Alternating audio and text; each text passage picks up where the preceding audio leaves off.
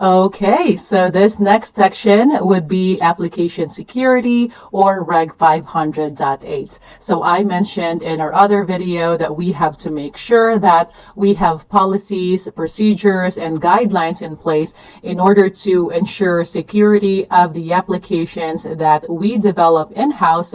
And also, if we have an external party developing applications for us, then we have to make sure that we are also following the procedures and guidelines and the policies that we so that we can evaluate, assess, and test those externally developed applications. So for example, we talked about the SDLC, or the software development lifecycle.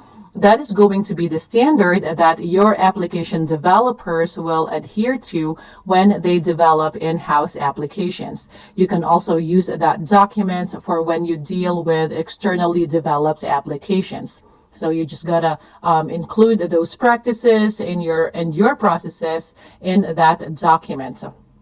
So also part of this document is that you maintain inventory of your applications, the applications you use to develop applications, and your software components, your software dependencies, your libraries, your APIs, and other applicable software components. So just include that and keep an inventory of those, because it is very important to maintain that inventory, because if you don't, then you don't have a visibility into the applications or software components vulnerabilities and misconfiguration. So the software and software components can be left unmanaged, and vulnerabilities can be left unpatched, and eventually they can be exploited by the attackers. So for example, you have misconfigured APIs, attackers can access that and can exploit that misconfiguration to get to your applications and eventually your systems or your network. So that's not good.